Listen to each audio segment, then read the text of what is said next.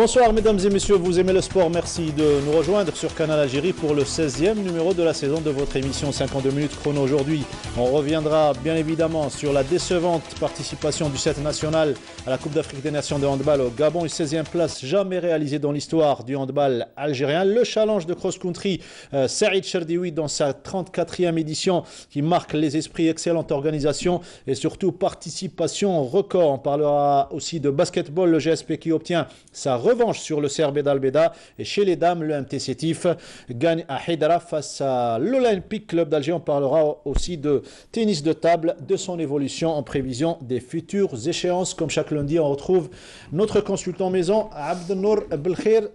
C'est un réel plaisir de vous avoir chaque lundi. Le plaisir est toujours partagé, Mokhtar. Bonsoir Mokhtar, bonsoir amis sportifs. Et l'émission 52 minutes chrono qui retrouve son âme depuis le retour de Nordine Hani comme consultant exceptionnellement pour la Coupe d'Afrique des Nations. Nordine, bonsoir. Bonsoir Mokhtar, toujours un plaisir d'être là avec vous. Finalement, il n'y a pas que la cigarette qui vous faisait mal au cœur. Ah ben non, écoutez, le handball a fait beaucoup plus de dégâts que la cigarette. Dernièrement, surtout cette transition toute faite pour parler de cette décevante participation, une 6e place, un résultat le plus mauvais, il faut le dire, de l'histoire des participations algériennes en 22 participations. Vous étiez consultant à la chaîne 3, à la radio, ensuite chez nous à Canal Algérie, et il y a 10 ans de cela, comme visionnaire comme vous êtes, vous avez prédit cette période, cette époque de l'effondrement du handball algérien. Écoutez, il ne fallait pas être visionnaire pour le prédire, parce que... Il fallait être handballeur. Il fallait être handballeur, il fallait être réaliste. Quand vous ne semez rien, vous ne récoltez rien. On l'a dit, on n'a pas arrêté de le dire. La Tunisie est championne d'Afrique. Mais est-ce que vous savez que la Tunisie est championne d'Afrique dans les U21? La Tunisie est championne d'Afrique dans les U19? C'est pas de hasard. Donc il y a un travail continu qui se fait. Les Tunisiens qui avant copiaient sur nous, qui ont utilisé nos cadres pour lancer leur sport, regardez ce qu'ils sont en train de réaliser, avec peu de moyens. Il ne faut pas dire que nous n'avons pas de moyens. Nous avons plus de moyens que les Tunisiens. Mais il y a un travail qui se fait, chacun fait son travail, et puis voilà où on est arrivé à la Tunisie, et voilà où on est arrivé. Perdre 2 fois de suite contre le Gabon, si on m'avait dit ça il y a 10 ans, même quand je prédisais que le handball n'allait pas bien, j'aurais dit impossible. J'aurais dit impossible. Il n'y a pas de culture de handball au Gabon. C'est un petit pays, le Gabon, même si c'est un pays riche d'Afrique, mais c'est un pays qui n'a pas de tradition, qui n'a pas de joueurs, qui n'a pas de championnat, ils n'ont pas de championnat. Comparé à nous, c'est le ciel et la terre. Et arriver donc à ce moment-là maintenant, perdre, et 2 fois de suite, donc c'est pas un hasard. On a dit le premier match, c'était peut-être parce que le décalage, ils sont arrivés en retard, le vol, on a trouvé des prétextes. Mais rejouer dans un match de classement et reperdre contre la même équipe, contre le Gabon, là, je dis qu'on a touché le fond, on a touché le fond. Abdelnour Belkhir, vous également, vous suivez de très près la petite balle, l'évolution de la petite balle. Vous suiviez l'évolution et maintenant vous êtes témoin de un petit peu l'effondrement après tout ce qui se passe, puisqu'on était champion d'Afrique. Même le titre de 2014 n'est pas révélateur de la bonne santé du handball algérien. On s'attendait à ce résultat? Oui, donc on savait que l'équipe nationale était très mal engagée dans la compétition africaine. Moi, je le dis d'une manière crue et drue à la fois. L'équipe nationale n'a pas eu suffisamment de temps, n'a pas eu suffisamment de moyens et n'a pas eu une politique porteuse pour bousculer un peu l'ordre établi. Les Algériens ont pratiquement réussi un bilan des plus désastreux. Le miracle n'a pas eu lieu, le rafistolage n'a pas donné de résultats et je dirais même que ils ont évolué durant pratiquement tout le séjour la tête dans le sac. Je ne sais pas si je peux le dire comme ça.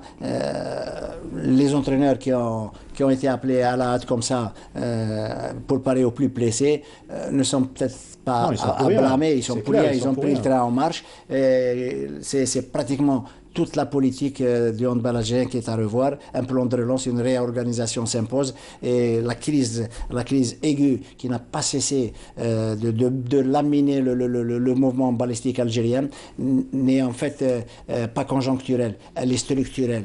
Et je dirais que même les années à venir vont être très difficilement gérables du fait du retard accumulé qui a carrément hypothéqué un peu les ambitions des uns et des autres.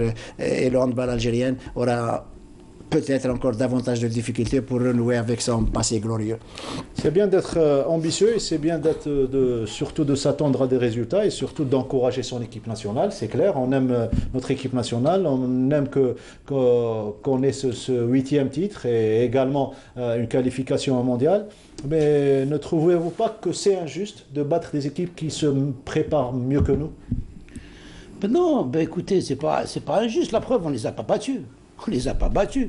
Mais on s'attendait à les battre. On s'attendait à les battre. On ne voulait pas parler avant la compétition parce que, pour ne pas déstabiliser l'équipe, parce qu'à chaque fois qu'on parle, on nous traite de déstabilisateurs. Mais le résultat est là. Le handball algérien, ce n'est pas uniquement l'équipe nationale qui est malade, c'est tout le handball qui est malade. Nous sommes restés 2 ans sans compétition, personne n'a rien dit. Ensuite, nous sommes là en train de jouer un championnat à 16 clubs, alors que nous n'avons pas le nombre suffisant de joueurs pour avoir 16 équipes performantes. Il faut revoir le système de championnat. Les filles, l'équipe nationale est en hibernation depuis plus de 2 ans. On ne parle pas des filles aussi. On les a mis de côté. Il n'y a pas d'équipe de jeunes. On fait les regroupements uniquement à 1 mois ou 2 mois de la compétition. Et quelles sont les raisons réelles? Les gens ne réfléchissent pas de la même manière que vous?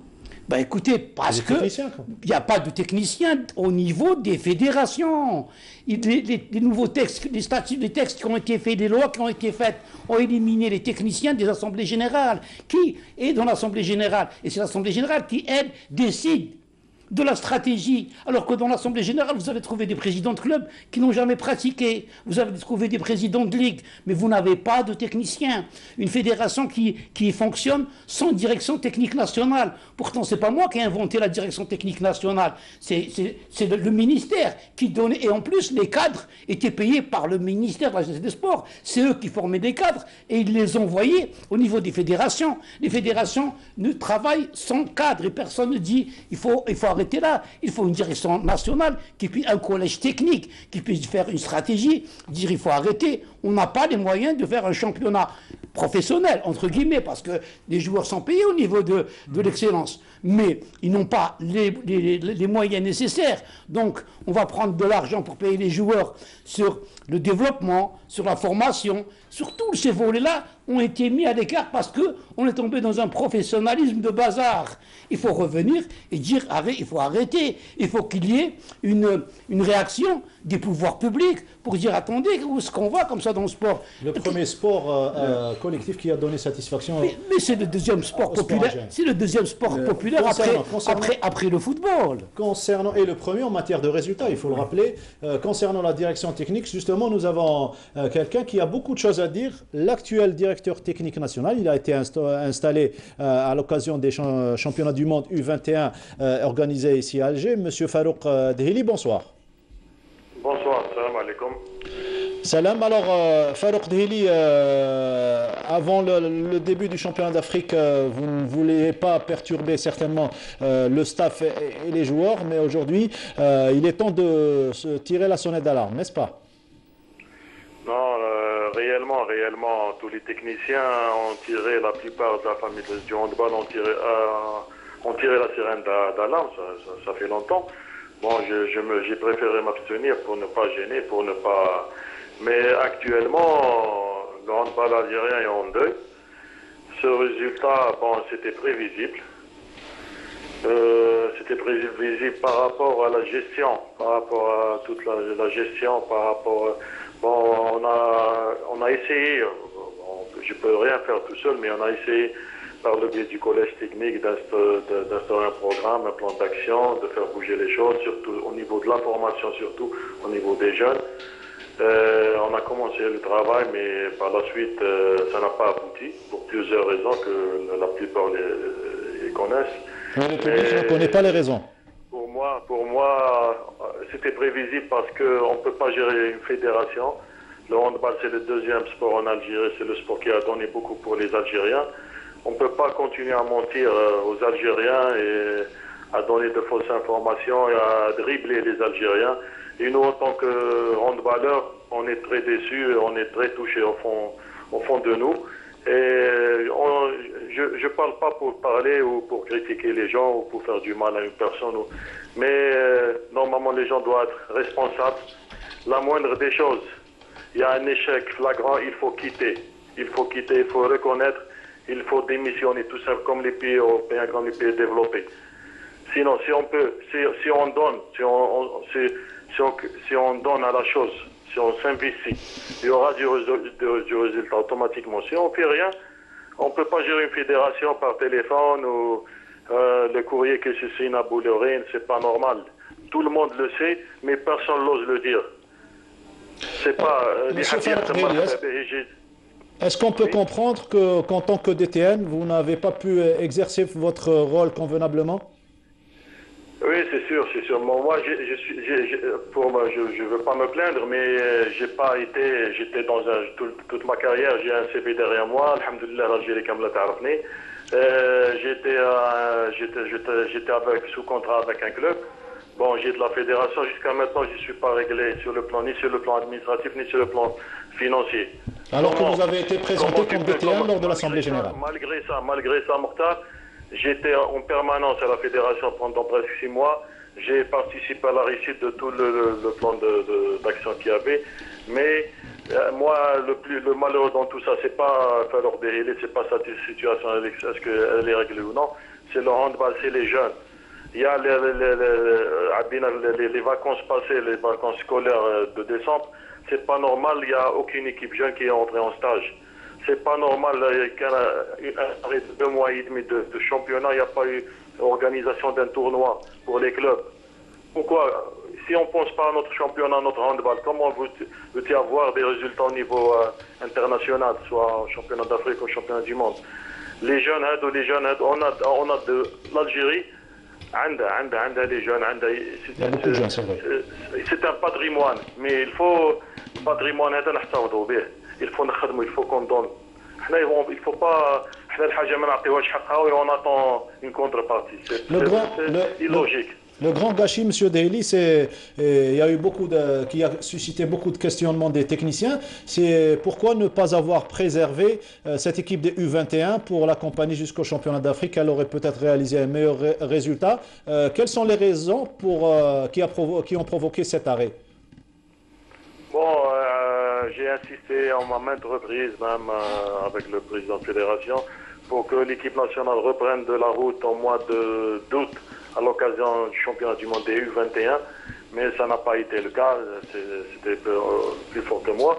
Mais mon plan à moi, et j'ai proposé même au collège technique, c'est de faire une équipe A prime, équipe A. Les jeunes, les meilleurs éléments qui peuvent évoluer en équipe A, il ne faut pas être sentimental dans le sport, il faut être professionnel. Les joueurs qui méritent d'être en A, ils connaissent le A. Ils n'ont pas encore mûr, ils n'ont pas atteint le niveau idéal. Ils ont une équipe B pour être le deuxième réservoir. Mais croyez-moi, il y a un réservoir d'or. Surtout le handball, il y a de l'avenir. Mais il suffit de travailler, il suffit de travailler sérieusement et avec rigueur. Il faut donner à César ce qu'il appartient à César. Il faut s'investir au handball. Nos frères tunisiens, égyptiens, sur le plan technique. Les gens travaillent, ils sont simples. Avec un esprit collégial. La famille du handball, les gens, Farouk Dehili, une question de notre consultant. C'est malheureux. Très malheureux, on partage le même avis. Tout à l'heure, vous disiez que c'était le deuil. Une question de Abdenour Belkhair, notre consultant. Monsieur Dehili, bonsoir. Moi, je voudrais vous poser une question simple. et importante à la fois. Est-ce que vous ne pensez pas que ce naufrage, hein, si le mot n'est pas trop fort, va permettre peut-être aux responsables algériens de tirer les leçons qui s'imposent et puis trouver le remède de cheval qui permettrait au handball algérien de décoller de nouveau, car la perte de temps a trop duré et le handball algérien reste quand même une discipline qui peut être porteuse à l'avenir. Mon père, la plus grande faute, la plus grande erreur, c'est de faire des objectifs à un mois près, à un mois et demi, 2 mois de l'échéance. Si on veut évoluer, il y a des jeunes, il faut penser à 2020, 2024, il y a des jeunes, il faut se projeter, il faut travailler, il faut se baser sur la formation. C'est un échec, certes. C'est pas la fin du monde par rapport au potentiel qu'il y a, aux jeunes qu'il y a en Algérie. Le handball va exister toujours, avec ou sans X ou Y. Mais l'essentiel, il faut. Pour moi, c'est une conviction. Je parle sans ما عندي حتى كلام ما عندي والو. أنا je suis handballeur, j'aime le handball. ماذا بينا السلطات العليا تتدخل مش الهاندبال يكون في المكانة تاعو. بوان بار. هذه هي. Voilà, donc même Nordine Hani était à l'écoute de vos dires. On vous remercie pour votre franchise et votre disponibilité et surtout félicitations pour le nouveau-né. Merci beaucoup, je vous remercie, merci beaucoup. Voilà, merci Monsieur Farouk Taïli, c'était le directeur technique national. On retient 2 déclarations importantes. C'est le deuil pour le handball algérien et on ne gère pas le handball à partir de Bolloré. Bah, écoutez, il était directeur technique national, il était mieux placé que moi. Moi, je peux parler, mais de loin, mais lui, il était dedans, il était dans cette fédération. On l'a appelé pour une mission. Et ensuite, il s'est aperçu qu'on a fait juste un feu de paille pour dire qu'on avait un DTN, parce qu'on l'avait promis lors des élections. Et on l'avait présenté lors de l'Assemblée générale. On l'a ramené. Et on lui a dit, tu te mêles de rien. Il ne s'est mêlé ni de la désignation des entraîneurs, ni des stages de préparation. Il s'est mêlé de rien. Et il a fait son rapport quant à la désignation de l'entraîneur croate. Donc ça aurait peut-être déplu à la fédération. Mais il était déjà pas d'accord pour la désignation des entraîneurs U19, ensuite pour les championnats du monde, ensuite pour beaucoup d'autres choses. On a ramené Farouk Taïli, c'est un gentil garçon, c'est un technicien qui a fait ses preuves. Il a fait beaucoup de travail à Skikda, il a travaillé avec les équipes nationales de jeunes. C'est quelqu'un, moi j'ai discuté avec lui, c'est quelqu'un d'ambitieux, c'est quelqu'un de passionné, autant que tous les gens de la famille du handball. Mais on est venu, on l'a mis dans un bureau, on lui a dit tu restes là, tu gardes le poste de DTN, mais tu ne fais rien. Et tout se gérer, comme il le disait, au téléphone. Voilà où on est le résultat. Voilà pourquoi on a été 6e. Je me demande pourquoi les gens maintenant se posent des questions, se disent « Oh, c'est catastrophique ». Mais non, c'est pas catastrophique. Vous le savez au départ. Mais on n'a pas arrêté de le dire. Même lui, il vient de nous le répéter. Que même lui, il a constaté que ce résultat, on y allait droit, on allait au mur.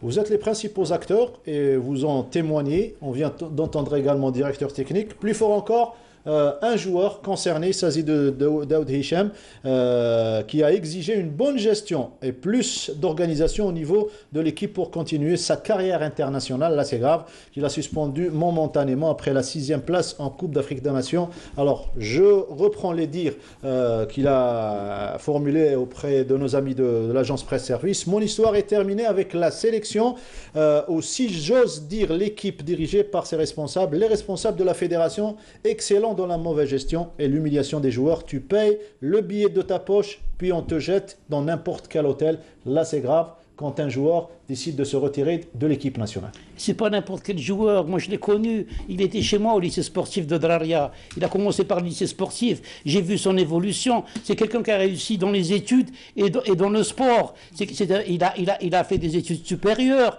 Il a eu un bac avec mention. C'est pas n'importe qui, Daoud Hicham. En ce moment, il fait une carrière de professionnel à Istres en France. Donc, c'est quelqu'un qui est reconnu. Donc, quand un joueur comme ça, un cadre de l'équipe, vous fait une déclaration pareille, il ne fait que rejoindre ce que l'on disait. Là, il n'a pas voulu parler avant parce qu'il était au niveau de l'équipe nationale, mais quand il arrive à dire « je rejoins ce qu'a fait Slahti qui n'est pas venu en équipe nationale. Je rejoins le départ de Kader Rahim. Ça c'est un joueur, un cadre, c'est un joueur qui est important pour l'équipe nationale et qui vous dit en plus, je ne reviendrai pas en équipe nationale tant qu'il y aura ces responsables au niveau de la fédération. Moi je pense que là, on n'a plus rien à dire, nous. Il est jeune, il a 26 ans. Hein. Il a 26 ans, c'est quelqu'un, je le connais très bien, c'est quelqu'un qui a du caractère et qui a de la culture et qui sait ce qu'il est en train de dire. Et qui connaît parfaitement bien le handball et il a participé à maintes reprises avec l'équipe nationale algérienne avant de clore ce chapitre handball. Juste espérant que ce qu'on a dit à travers cette émission ne partira pas comme ça dans l'air. C'est notre but, c'est un petit peu d'arranger les choses et de placer des commentaires justifiés, surtout basés sur le respect de la déontologie. Pour terminer, s'il vous plaît, sauvez-vous notre handball. On passe au cross-country pour parler du challenge Saïd Cherdiwi qui en est à sa 34e édition. Un challenge qui a tenu toutes ses promesses. Vous allez le découvrir à travers ce reportage. Participation record, plus de 1900 athlètes présents à ce rendez-vous. Encore une fois, le challenge Saïd Cherdiwi aura atteint toutes ses promesses et séduit le premier responsable de l'organisation sportive de la fédération algérienne. Le challenge de Cherdiwi restera incontestablement le challenge numéro 1 en Algérie. Donc on a vu une étape avec une participation de qualité, plusieurs Africains, les Éthiopiens, les Kenyans, les Marocains, les Tunisiens. Des paroles concrètes et fondées que seul le terrain de Freiha peut justifier sa réalité. Cette 34e édition, qui intervient à moins de 2 mois des championnats d'Afrique que nous organisons à Chlef, a été marquée dès la première course du challenge par l'excellente gestion de l'effort de Nawal Chibah de Ouadissi, qui termine première devant la talentueuse Nouara Lamzaoui de Borj Barij et Melissa Barraj de Azazga. ثلها خاصك الهواء مثلها ليزوبجيكتيف تاعك بغض النظر لي جوز اولمبيك كنا تصفر هكا تيزيوزو. Ensuite, c'était au tour du Tunisien Oussama Slimani de dominer les 3200 mètres cas des garçons, l'enfant de Sidi Boussaïd, sur classe Abdeslam Touati de Chlef et Yassine Nazar de Borj Barij. كانت المنافسة قوية. كنت لو أني ما خرجتش من الأول كان السباق راح يكون صعب Oussama Charada, qui ont prédit un bel avenir sur le 1500 mètres, survolera quelques instants plus tard la course des juniors garçons devant ses éternels rivaux Seyfeddin Hazem de Borj Barij et Sabr Abed. السباق في المستوى كانوا فيه منافسين ملاح. كان معايا سيف حازم في ليكيب واكرم عابد ثاني صديقي كان في ليكيب معايا وكا بدل الفريق ومنافسين اخرين اللي نشكرهم على المنافسه اللي داروها. نشكر المسيرين تاع هذا السباق. Le spectacle se poursuit sur le beau parcours de Freiha avec la balade de santé des Kenyanes et Éthiopiennes où Tersit Mengistu de l'Éthiopie a eu le dernier mot sur les 2 Kenyanes Emily Kipchumba et Loïs Chemnou. Première algérienne, Rehan Sinani de la protection civile qui termine 4e. الحمد لله يا ربي اليوم السباق كان جدا في المستوى وفزت بالمرتبة الرابعة. هذا بعد العودة من الإصابة اللي كنت نعاني منها. وإن شاء الله يا رب المزيد من النجاحات وإن شاء الله نكون في البطولة الوطنية في المستوى. Alors que Khadija Habbash de Borj Barij sera la première junior à atteindre la ligne d'arrivée. نشكر الفريق المنتخب الوطني اللي ساعدنا بالتربصات وبهذا التربص لقيت روحي مليحة وعلى كل حال ما عنديش انطرينر ما عنديش كيب. نحمد ربي على واش عملت.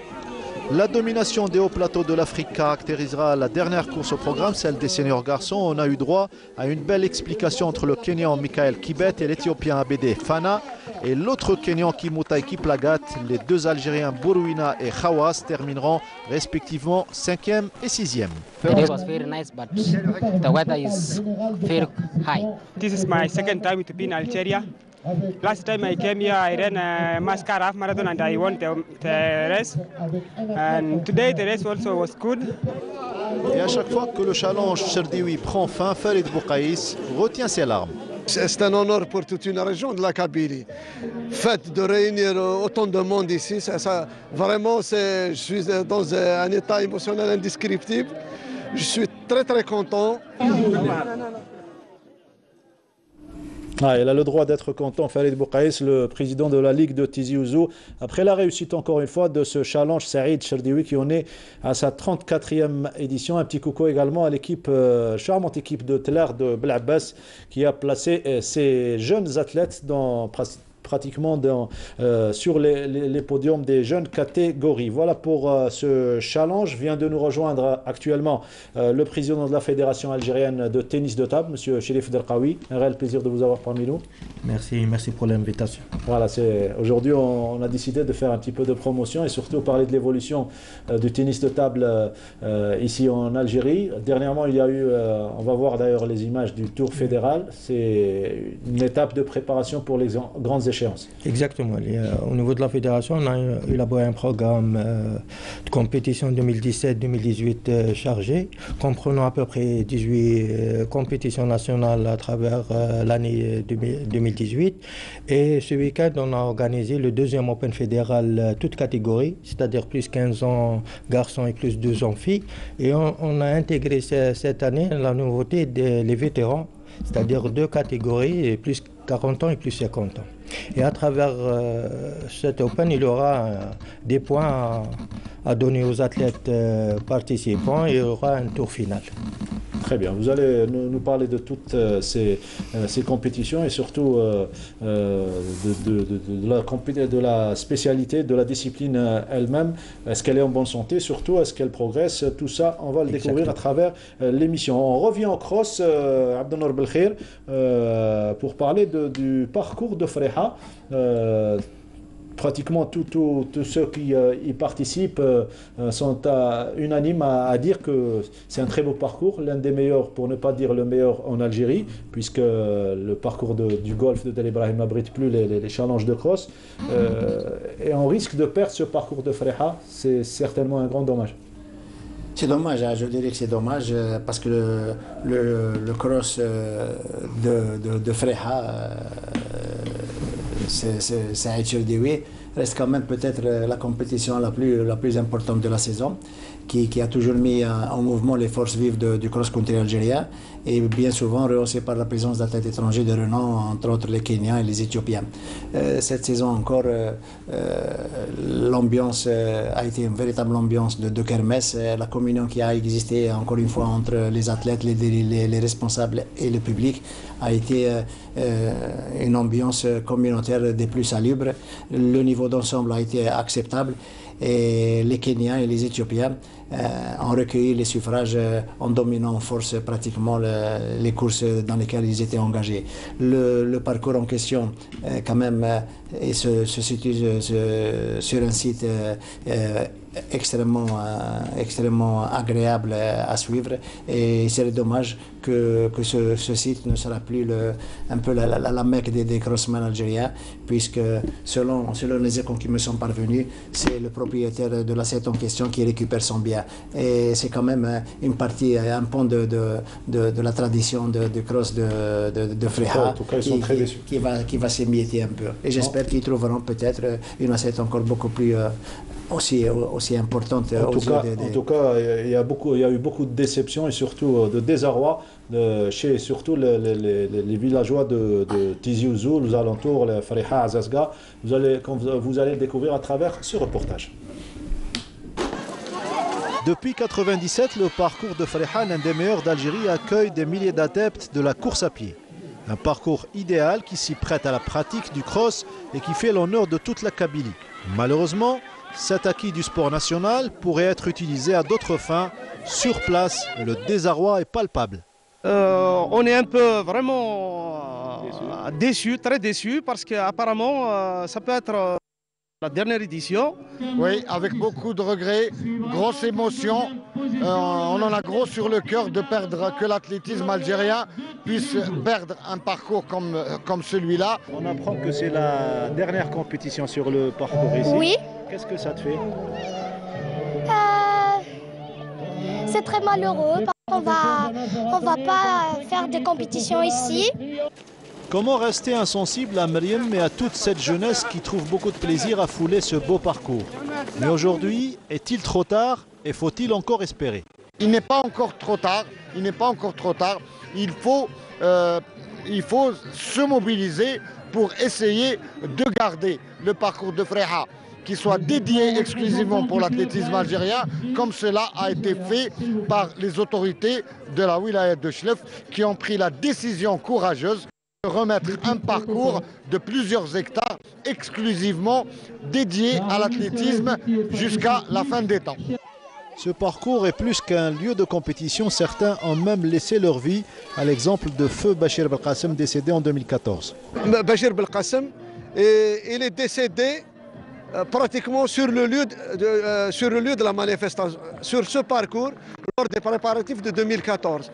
Donc, ce n'est que pour ce personnage, ce monsieur, ce parcours, nous ne devons pas le perdre pour lui rendre un très très grand hommage. Je trouve que c'est véritablement une grosse bêtise que le sport algérien, que le cross-country, que l'athlétisme algérien, avec tout ce qu'il a donné à l'Algérie, puisse perdre un parcours comme celui-là. Nordin Hani, vous rejoignez Abdou Saouani, notre confrère. Grosse bêtise. Absolument, parce que le parcours de Freha, j'ai eu l'occasion de le voir également. C'est un parcours d'abord qui se prête au cross et puis c'est une tradition. Supprimer le cross de Freha, c'est comme si on coupait un petit peu les jambes au coureur. Absolument, donc je pense qu'il faut essayer de trouver une solution pour que Freha garde toujours son parcours. Même si ce n'est pas celui-là, on peut toujours trouver. Freha, c'est quand même à l'extérieur, il y a de la verdure, il y a beaucoup on peut faire un terrain. Il faudra que les autorités locales le veuillent, c'est tout. Voilà, un commentaire, M. Delkawi, bien que... Exactement, pour les infrastructures sportives, moi je pense pour le parcours de Freha, il faut avoir plus de parcours que de diminuer les parcours. Il faut à chaque wilaya avoir un parcours pour la progression, l'élévation du niveau technique de l'athlétisme en général. Et le béton est en train de bouffer les espaces. Exactement. Voilà, on reste avec vous pour parler de ce tour fédéral que vous avez organisé à Tipaza. Pratiquement les meilleurs étaient présents ou bien c'est des régions, c'est par région? Non, donc pour le deuxième Open fédéral, donc c'est un Open, c'est une compétition ouverte aux athlètes compétitifs territoire national. Il y a eu cette deuxième Open, il y a eu une très grande participation, à peu près 160 pongistes, toutes catégories confondues, donc les deux sexes, donc dames et messieurs, les catégories plus 40 ans, plus 50 ans et les seniors. Donc il y a eu une participation importante, comme j'ai dit, et en même temps le niveau technique était élevé par rapport à l'édition précédente. Et cette compétition entre dans le cadre de la préparation de nos athlètes des sélections nationales jeunes ou seniors pour les échéances internationales 2018. Les JAJ, les JOJ. En avril, on a les championnats d'Afrique jeunes, donc juniors et cadets, ils sont qualificatifs pour les championnats du monde junior. On a après, au mois de juillet, les GAG des Jeux africains qui ont lieu en Algérie. Donc c'est une compétition importante qu'on est en train de la préparer. Et on a les championnats arabes jeunes aussi en Égypte en août 2018. Et pour les seniors, on a les championnats du monde au mois d'avril en Suède. Juste après, on a les Jeux méditerranéens qui ont lieu en Espagne et les championnats arabes et Afrique août et septembre 2018. Vous venez tout juste d'arriver de cette réunion avec l'ACNOA, les membres de l'ACNOA et le ministère de la Jeunesse et des Sports, ainsi que le comité olympique algérien. Ils sont là surtout pour prendre connaissance, inspecter les lieux de compétition. En matière de tennis de table, on est prêt pour accueillir les compétitions? Exactement, ça fait 2 jours qu'on est en train d'assister aux réunions périodiques organisées par le ministère de la Jeunesse et des Sports et la CNOA et l'UXA. Donc ils sont venus les chefs de mission, les responsables des confédérations africaines. On est en train de s'enquérir de la situation des infrastructures sportives et en même temps l'état de préparation de l'Algérie pour ces Jeux. Donc d'après ces 2 jours, l'Algérie est prête pour abriter cette compétition importante des jeunes, dont il y a certaines disciplines qui sont qualificatives pour les Jeux olympiques de la jeunesse. Donc il y aura 31 disciplines à ces Jeux. Pour les tennis de table, on a inspecter la salle où il y aura la compétition, donc on n'a pas encore fait le choix. Il y aura la salle de Bousmaïn Tipaza, il y aura la salle de Chiraga aussi à Alger et les sites d'hébergement. Donc pour la fédération, on est prêt pour organiser cette compétition. Voilà, espérons une grande réussite. On va revenir sur cet Open fédéral organisé par la fédération algérienne. Compte rendu signé Nessim Aïbloul.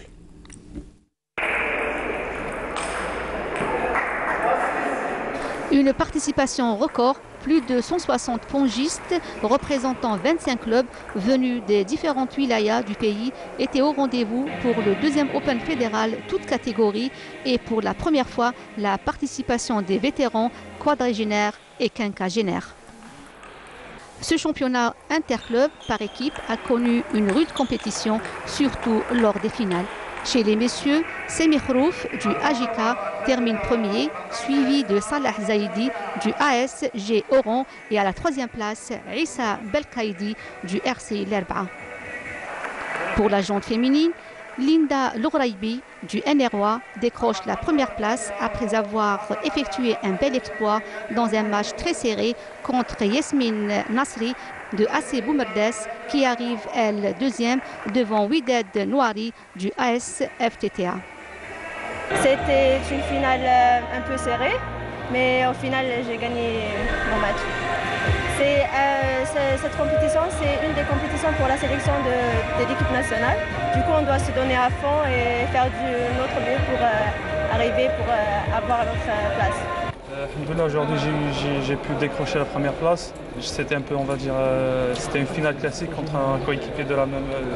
On fait partie de l'équipe nationale d'Algérie, on se connaît bien, donc on va dire que j'étais à ma forme aujourd'hui.